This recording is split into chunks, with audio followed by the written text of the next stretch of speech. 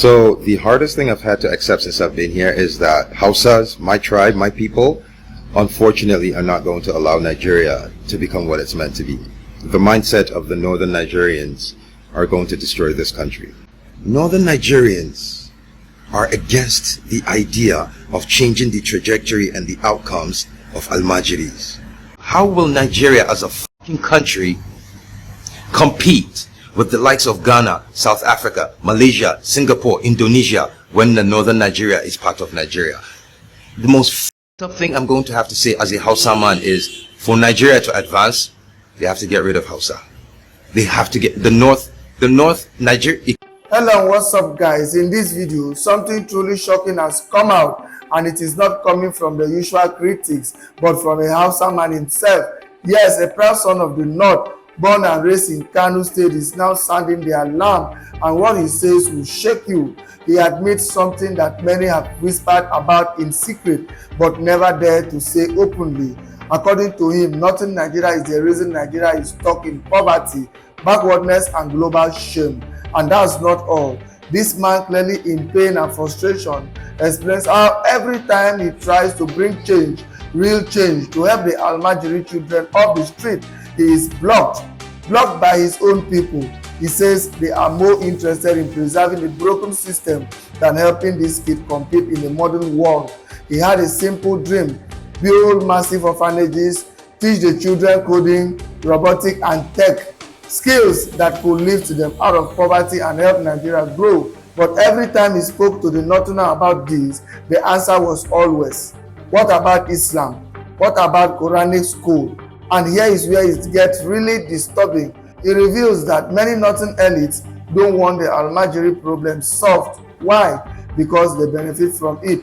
Imams depending on these boys to go out and beg just so they can survive. Families giving birth to children they know they won't raise, only to throw them into this harsh circle of street life. He even says boldly that this practice is haram, that Islam never allows a child to suffer like this, yet the resistance is so strong. It's like progress itself is being rejected on purpose. And then he drops the bombshell. As a full-blooded Hausa man from Shanu in Kano, he says for Nigeria to move forward, it must cut off the north. Yes, you heard that right. He said Nigeria will never progress if it remains tied to the northern Nigeria. The north, in his word, is holding the country back, refusing to let go of outdated beliefs and rejecting every attempt to modernize and move forward. He even shows his citizenship certificate from New York, proving he has nothing to gain and everything to lose by saying this. Guys, this is not coming from a Southerner.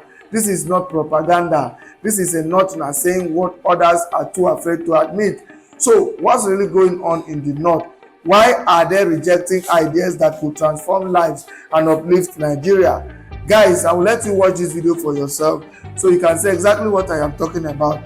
Also, don't forget to like, share, and subscribe to this channel if you haven't already done so. Take a look, guys, and remember to share your thoughts after watching. So the hardest thing I've had to accept since I've been here is that Hausas, my tribe, my people, unfortunately are not going to allow Nigeria to become what it's meant to be. The mindset of the northern Nigerians are going to destroy this country. I'm sorry to say it. So this is an idea I had, right? It was very simple. Raise money, build orphanages, massive orphanages, and pick up the Almajiris off the street. Take the Almajiris off the street. Teach them engineering. Teach them tech. Teach them coding. Take them off the streets and teach them, try to get them up to par so they can compete. And I brought up how every time I had this conversation, I would bring up the 4 Indian kids, the 4 Indian boys, like 10-year-old boys that were online, they were doing the live chat and building an app. Every time I bring up this idea to a northerner, the first thing they ask is, well, what about Islam? What about Qurani?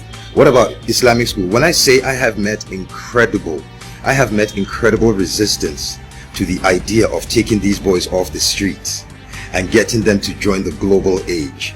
Like, my mindset is this: Every corner you go in northern Nigeria, there are 5 people willing to teach these boys Islamic school, Quran. There are 10 people willing to teach them everything they need to learn about Islam.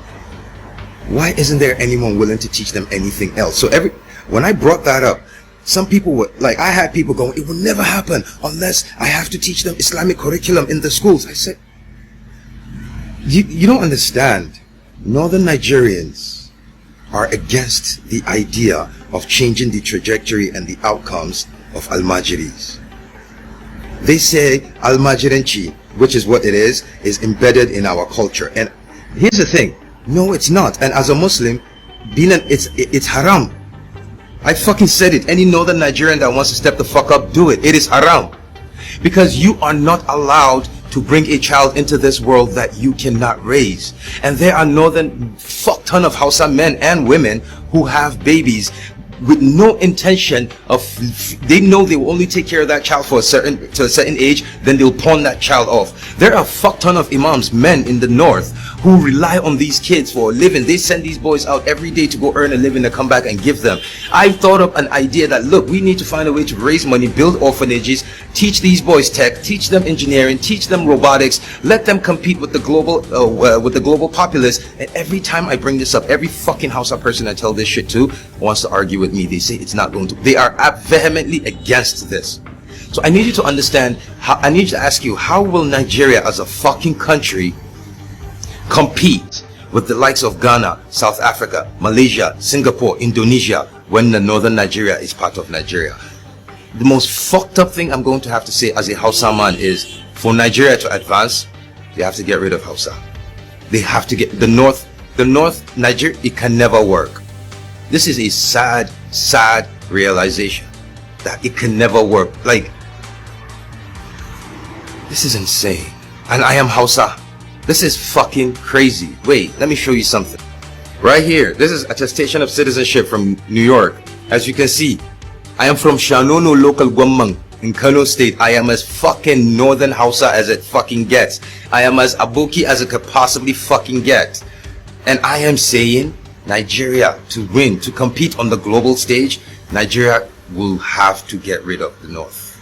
It will not happen with my people are actively holding this country back. It is so fucking insane. We're not going to stop telling ourselves the truth as northerners, whether you like it or not, whether it hurts or it doesn't. But we're just going to have no option than to tell ourselves the truth. The fact is, your ideology, our ideologies and concept as northerners is retrogressive in nature. It's anti-developmental in nature. It's holding the country back in so many ways. Let's be factual with this. Let's look at it. When the headers started making all this havoc on communities, people advocated for the anti-open grazing bill. Who were the front runners in regards ensuring that this bill doesn't come through? The northerners. They kicked against it seriously, that at the end of the day it could not scale through. And here do we have a situation now where the Fulanis have migrated from making havoc on the north to the other parts of the country. And funny enough, you went against this bill, but when Fulanis are now committing this havoc on people, you tend to dissociate yourself. You say that it's not a northern thing, it's a Fulani thing. Nobody can tell me that. It's a northern thing, it's a northern ideology. So let's not distinguish between the tribes, because the last time I checked, the northerners were the strong advocates. Majority of the northerners opposed the bill. And look at what open grazing is doing to us. How long are we going to go this way? Again, look at what happened in regards to the closure of school during Ramadan. A lot of people, reasonable Nigerians, came out to say that this is wrong, this is anti-developmental. It doesn't stop you from doing your religion, it doesn't stop you from being who you are. But what did the North do? A quite majority were celebrating and were saying this is a good thing, this is a very big progress for the propagation of the gospel of God. And look at where we are now. So how are you going to tell me that the northerners are not hypocritical in nature? And let's face it, this is what the politicians do. And who are their disciples? Their disciples are the common northerners, the majority that are poor. The second point is the fact that when there was a bill in regards birth regulation? What happened? Who were the front runners in ensuring that that bill doesn't come through? It was still the North. I remember a senator coming to the Senate House with 5 or 6 of his wife, trying to convince people how he is happily married and is responsible. But let's face it, Oga. If you are capable, you have the capacity to marry 5 wives and have many children as much as you want. What now happens to your brothers? Those that doesn't have the capacity and are marrying so many women and are giving birth to so many children that they can't control. Is it the same thing? How long are we going to continue this as Northerners? It's so appalling. Until you wake up, you will always be considered inferior to any other region. And the fact is, don't expect that no matter the agitation, no matter your grievances, this will bring it to a standstill. It's still going to continue till you change your mentality, till you change your orientation, till the common man in the North starts challenging these allies that have hold you at ransom. How many of the allies do you have their children in Almajiri schools? Why should you open Almajiri schools and send children to Malams that doesn't even have the capacity to feed his own family? And you tell me that this is not a Northern agenda? And you tell me the problem of the North is not itself? The problem is we. We are the problem. Until we wake up, nothing is going to change. Nothing, absolutely nothing. Who were as well the major advocates of the Muslim ticket? The North. The North. And where has it brought us? Look at where it has brought us. And I'm telling you wholeheartedly that that concept has not yet changed. It's still in the minds of the Lord. They're still waiting for the next election. During the Muslim ticket, a lot of imams were preaching with video evidence. Even some top politicians, top northern politicians, preaching, telling them on the need for us to, for the North to have a Muslim ticket that will promote the establishment of the kingdom of God. Indeed, the kingdom of God is established. You are all welcome to the kingdom of God. Yo, top of the evening, ladies and gentlemen. This message is actually going directly to my brothers in northern Nigeria. Yo, listen. I am still trying to calculate how you cannot fend for one wife. You are trying to marry another. The reason why I'm saying this is, in Abuja, you would see somebody cutting nails or doing, a shoemaker or selling sugar cane, and then he'll tell you, I have 2 wives. I'm even planning to add the 3rd one. And then you'll be wondering, how is this possible? You understand?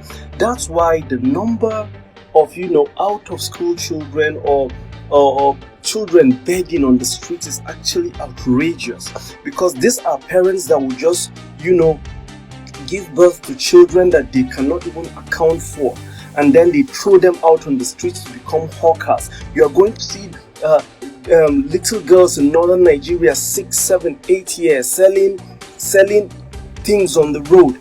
Some of these girls usually get defiled by people. Some of these girls are in danger. Some of these girls don't actually sell what they've been asked to sell, but they're selling their body because of the exposure that they're having. It's not fair. Northern Nigeria, we have to talk to ourselves. So, it's not all about marrying. You marry 1 wife, 4 children. Marry 2nd wife, 4 children. Marry 3rd wife, 4 children. You have 12 children. And sometimes this guy is more like they are proud. Yeah, I have 12 children that you cannot cater for. Oh man, we need to really, really do something about this thing, because it's actually getting out of hand. It's getting out of hand. Yo, listen, going to see these people always saying, yeah, God said we should marry more than 4 wives or more than 1 wife, and this is it. The modalities to marry more than 1 wife is, Allah said, if you can be just to more than 1, then marry more than 1. If you know that if you buy wife 1 G-Wagon, you're going to buy wife 2 G-Wagon, you're going to buy wife 3 G-Wagon. You know that if you sleep in wife 1's house for 2 days, you're going to sleep in wife 2's house for 2 days, and so on and so forth. Now, and you have to love them equally. I am telling you that there are some people that will tell you, yo, among all my wives, is my first wife that I love the most. That's why I did this to her. Which means you are unjust, and you're not even supposed to marry more than 1 wife. You are unjust. So we have to be very, very, very careful with the way this thing is going, because you go out on the streets and see children begging. Like children in numbers, they are begging. You would ask one, you see a 6-7-year-old child, he doesn't even know. You ask him where's his parents, he doesn't even know, but he's in Abuja, his parents are in Sokoto, or his parents are in Kano. Like how do we even, how you as a parent, see, if I'm going to be made president of Nigeria, I'm going to carry all these children on the street, and then you must show me your parents. If you show me your parents, the way oh my God, that any parents that, like, I'm going to hold liable for giving birth to a child and throwing the child on the streets without even knowing where the child is, you are going to face a jail term. You will face a jail term. That's insensitive. Well, waiting we know. No, if we talk plenty now, people say we talk. But Northern Nigeria, this is a wake-up call. With this video, I know I'm going to offend a lot of people, most especially the Northerners, to me, that I think might not be, if you are not reasonable, this may annoy you and you may feel bitter. But I think it's high time we tell ourselves the truth. Gone are the eras when people produce children that they cannot cater for, and at the end of the day, the children grow up and go to other states and be doing menial jobs like shoeshana, cutting of grass, babambola, and the rest of it. That is what is causing sea finish, if I must use that word, just like I used for the military at a point in time. Saying a sea finish, they cause all these things. Well, those things may be embedded in the religious, whatever, it may have a religious affiliation, but I actually don't believe in that, because I have a lot of good Muslims that don't see life that way. They believe in responsibility. I'm not trying to discourage Al-Majri in any way, but the Al-Majri should be well structured in such a way that it shouldn't be an avenue where somebody will produce children that he can't cater for, and the only thing he has left is just to push them into Al-Majri or not be responsible to them. And we should try to get rid of marrying a lot of women and having so many children that at the end of the day we are not responsible. That is what is giving birth to all this. You don't command respect from anybody by so doing. The world is evolving. If you look at it, let's take it memory lane. All that has been happening, the unaliving and the ill treatment, whatever, is just meted on the poor common people you have on the street. That is just it. We have a lot of Northerners in the south and the east that are doing well. You dare not take that kind of rubbish to them, because you can't stand it. They command so much respect, they command so much resources that if you try to rubbish them, I'm telling you, all hell will lose broke. And you can't stand it. They don't try them. Do you see them being mobbed? They don't mob them, because these are people that were brought up by responsible parents, responsible families, and at the end of the day, they pursue their career and they relocated to wherever they're going and they establish themselves as an authority. So it's high time we have a debate around that. The era of having children that you can't be responsible for has gone. The world is evolving. And they say the only constant thing in life is change, and only those that have the ability to adapt that survives. Even the so-called violence, a lot of people are threatening to make violence or whatever. It has evolved. You can only make violence on the poor like you. The rich have so insulated themselves with government resources, with so much security, that you can't near them. So at the end of the day, I'm still going to be repeating, it's going to be a battle for the poor against the poor. If you feel retaliation is the answer, that is not just it. And again, I think it's high time as Northerners, we should call a lot of our Islamic scholars, our cleric scholars, both Islam and even Christians, that are deceiving you people, that are making you think that this religion is more difficult and this religion is more about sacrificing yourself and not living to enjoy the dividends of life. That era has gone. That era has gone. Let's disabuse our mind from that. The fact is, this life is simple if you understand the basic principles and concepts. And it doesn't necessarily mean that you are going to be worldly or you're going to be wayward. You can still maintain your moral and religious stand, and at the same time you are very respected and very objective in everything you do. Look at Saudi Arabia. Are they not Islams? Who dare you assault a person from Saudi Arabia or look down on him? Because there seems to be a kind of a balance. You don't allow a kind of myopic and fanatic scholars to come and ruin your life for you, all in the name of religion. We need to wake up and leave all those stuffs. It's not helping anybody. What I'm just trying to say is, until they not learn to command respect from their counterparts, until they not learn to command respect by living a comfortable and a very respectable life, nobody will respect you. They will think life is cheap. And that is why a lot of all these things will happen. They know there's nothing you can do. All you can do is rant. Or if you even want to retaliate, you can't retaliate on the people that have committed this evil. You can only retaliate on poor people like you. I keep saying this. And I'm still going to repeat this, that the problem of the North is the North. Whether you're happy with it or you're not. Let's stop all these things. Let's stop all these things. Development, civilization, and a lot of it will not stop you from practicing your religion. But don't allow people, and I need to say this to the youths, don't allow people that have wasted their life in delusion trying to come and tell you religion the way they feel is supposed to be, that has not even paid them, has not even favored them. Live your life. At the end of the day, if you're alive so long to see what it takes to be alive and what religion is all about, you get to see that religion is all about being good. Just be good to yourself. Be good to yourself, be good to your neighbors, and nothing more. Forget about the technicalities. Don't bother about people that are not worshiping the same religion with you. This one is not God, this one is... That is not your problem. The problem is just be good and be productive. And you command respect. Bello made a video recently in regards how some of the religious leaders are also beneficiaries from the government. And at the end of the day, the only thing they come to do is, when election time comes, the cleric scholars will call you and tell you that this is what we should do, this is what we do, without knowing on the ground that they have been collecting money and they have been beneficiaries. And you now, you think you're doing something in the name of religion. In the name of religion, that you're doing it for the sake of religion and holiness, and at the end of the day, it's messing up your life.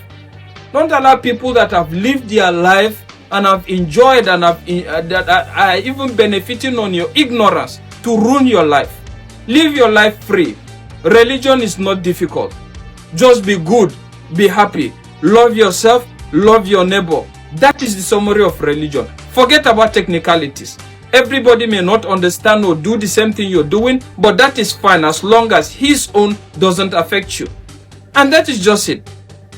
We need to have this discussion. There is need for the North to wake up. Be in tune with changing times. That is what I'm trying to say. Let's not shy away from the truth. Look at other parts of the country. They concentrate on things that develop them, progress them. You have a lot of millionaires and billionaires in their own part. But when it comes to the North, all we talk about is all about religious difference and tribal difference. Where is it taking us? How has it benefited anybody? Nobody. Rather, it has succeeded in making you so primitive that when you go to a lot of places, as a result of your appearance due to poverty, people think you are a terrorist. People think you are a rebel. People think you are a problem. Even when in heart you are not. So till you get to make yourself better, nobody will respect you. Nobody will appreciate you. And most importantly, say no to fanatical religious ideologies. Live your life. Live free. Try your best. Believe in God. Love humanity. Love yourself. And that is the summary. Nothing more. God help us all.